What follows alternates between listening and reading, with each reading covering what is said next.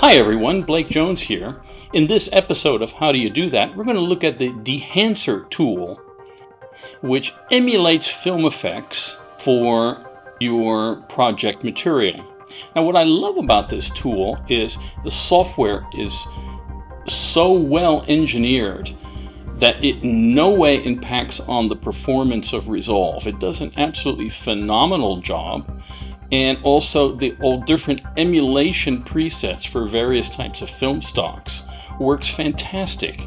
You even have like Agfa color and Kodachrome and things like that, and it really looks realistic. The grain emulation in there does an exceptional job, and you can even put these into power grades so that you can actually call this up instantly during your project. So let's have a look at it. Okay, so after installing, the first thing I want to do is open my OpenFX library, drag this into my node graph area, and then come over here into the settings area.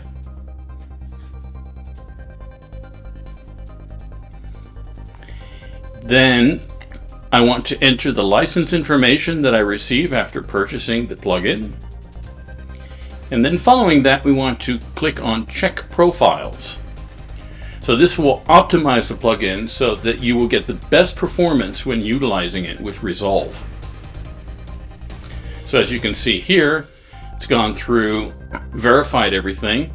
It shows that the plugin is activated. That means the license is fine, and it has verified all the different plugin aspects there. And then we click on OK. Now we're ready to use it. So if I come over here, let's have a little tour of the top to the bottom. So the first thing we want to do is our input source. So we can select here, whether it be Rec 709 or Rec 2020 or anything like that, we can select here. And then we can then come over here and we've got exposure compensation. We can change color temperature. We can change this, make it warmer or cooler, and tint compensation, defringe, and also defringe radius. Now defringe, what this does, just gives a bit of contour you'll see too there in the picture at that point. And then this will give you the width of that. Next we want to show the film emulation that we want to inject into the picture. At the moment we're looking at Kodak Vision 3 250 daylight, but we can change this to whatever we want to here. We can even go to let's take it to let's go to let's see here,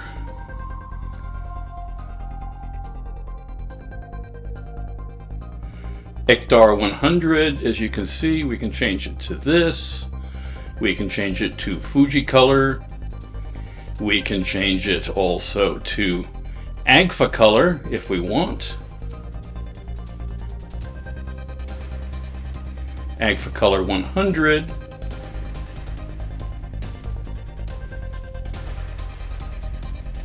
And it even has very unusual different things like Gortsky 1906 experimental. You can change it to that, or you can change it to Orwochrome, or even Konica Minolta. You have it like so. So then what you can do too is you can come to the film developer and you can select to say, if I want contrast boost, I can select this here. And let's look at this with the scopes enabled. We can see what's happening here. And then you can change it here. You can give a little gamma boost. And then you can come over here, color separation, you can change this too. And then afterwards, you've got film compression. You can change this. You've got your impact here, white point.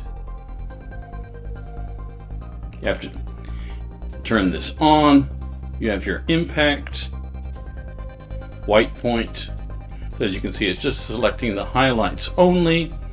And then you've got things like tonal range, color density. And then you've also got expand. You've got things like your black point. You can change just the black point in the image. So it gives you a tremendous amount of selectivity. Then what we have here, the color head, you can gang these together, or you can do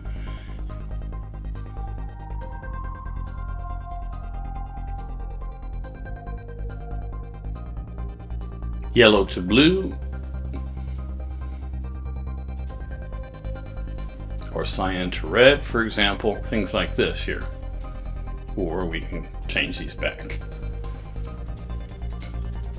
Then what we do is we've got our film grain. We can change the film grain size.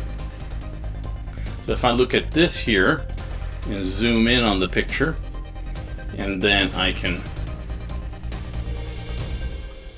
change the size of that, the amount of grain, shadows, midtones, change it to analog or digital, negative grain or positive grain. And then we've also have halation. So if I turn this on, I can change the halation setting.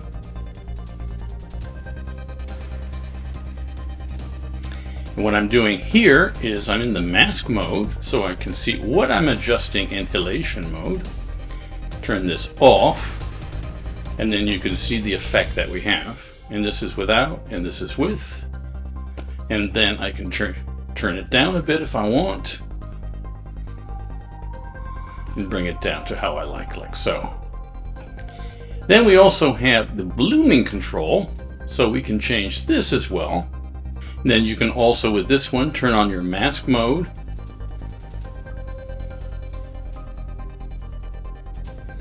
And bring this up so you can see exactly the effect that you're going to get. And now you've got your blooming there.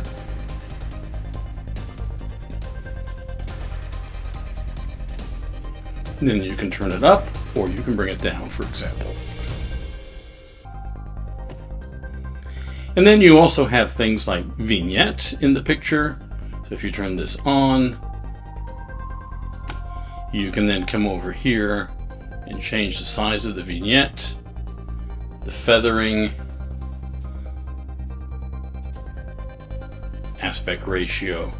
So you can give a very soft vignette in the picture too, like so. And then there are other functions such as film breathing. So this is to give a very filmatic look in the picture. Even gate weave, which will cause the image to slightly move back and forth slightly to give the impression of film going through a telecine, for example.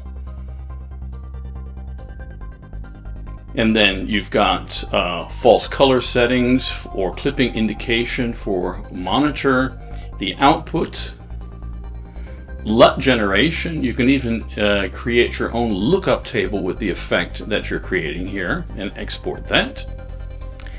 And then afterwards, your options, your quality. And what I found, which is great about this OpenFX plugin, is that it does not impact on the performance when using it, even in high resolutions on Resolve. I'm using it with a Mac Mini with an M2 Pro processor, and it works perfectly, and I get very good playback speed. So as you can see, with everything together on it, I'm getting full playback speed here with no problems. Now, certain effects, if you want to, you can also mask them within power windows. So for example, if I came into here and use a power window, for example,